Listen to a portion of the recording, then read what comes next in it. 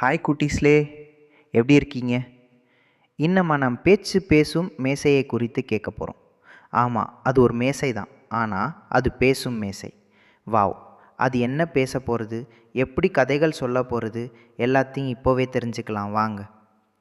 ஒரு பழைய கடையின் ஒரு மூலையில் பழமையான மரமேசை தனியாகவே இருந்தது. அது சற்று மழுங்கிய வெளிச்சத்தில் நிம்மதியாக பொழிந்து கொண்டிருந்தது. அந்த மேசைக்கு ஒரு சிறிய ரகசியம் இருந்தது.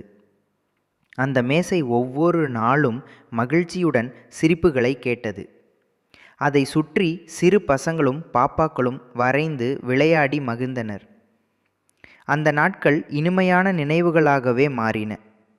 ஒரு நாள் சிறுமி மியா தனது தாத்தாவுடன் அந்த கடைக்கு வந்தாள்.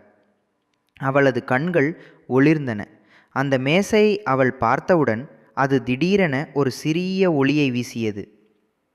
மியா மேசைக்கு அருகில் வந்தபோது மெதுவாக அது பேசத் தொடங்கியது. என்னை வீட்டுக்கு கொண்டு போ, நாங்கள் நண்பர்களாவோம். மியா மேசையை வீட்டிற்கு கொண்டு வந்தாள். அதை தன் அறையில் வைத்தவுடன் அந்த மேசை மகிழ்ச்சியுடன் ஒளிர்ந்தது. அது இனி தனியாக இல்லை. இரவு நேரம் வந்தது. மியா படுக்கையில் படுத்து கொண்டாள்.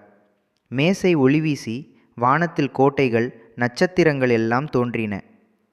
அது ஒரு மந்திரக் கதையாய் மாறியது. அடுத்த காலை மியா மெதுவாக மேசையை தொட்டு ஒரு புன்னகையுடன் பார்த்தாள். அந்த மேசையும் புன்னகைத்தது. அவர்கள் இனி நண்பர்கள். ஓஹோ, அந்த மேசை ரொம்ப க்யூட்டாக இருந்ததில்ல? அந்த மாதிரி தான் ஒரு பொருள் பழையதாக இருக்கலாம், ஆனால் அதற்குள் இருக்கும் நினைவுகளும் கதைகளும் நம்மை மகிழச் செய்யும். இப்போ நீங்கள் என்ன பண்ணணும்? கதை பிடிச்சிருந்தா லைக் பண்ணுங்கள், ஷேர் பண்ணுங்கள். மறக்காமல் நம்ம கேடிஎஸ்வி ஸ்டோரி சேனலுக்கு சப்ஸ்கிரைப் பண்ணுங்கள். அடுத்த சுவாரஸ்யமான கதையை சந்திப்போம். பை பை குட்டீஸ்.